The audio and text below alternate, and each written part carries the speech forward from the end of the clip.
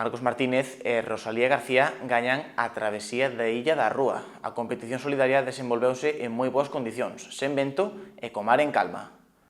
O nadador Marcos Martínez e a nadadora Rosalía García resultaron vencedores das categorías masculina e feminina da travesía Illa de Rúa. A sexta edición desta cita contou cun total de 140 nadadores que completaron os 4,5 km que separan a Illa de Rúa da zona do Club Náutico de Ribeira. Nas categorías masculina, o primeiro en rematar foi Marcos Martínez, do Club Ponteareas, seguido de Brais Mariño, do Natación Ribeira, con terceira posición de Álvaro Gómez. A categoría feminina acabou cunha vitoria máis cómoda de Rosalía García, do Club Galeco, quedando en segunda posición Jennifer Chamadoira, do Club Ponteareas, e María del Mar terceiro, do San Amaro Coruña. O alcalde de Ribeira, Luís Pérez, destacou a importancia deste tipo de eventos na loita contra o cancro. É fundamental seguir facendo calquera tipo de iniciativa que supoña recaudar fondos para a loita contra esta enfermidade.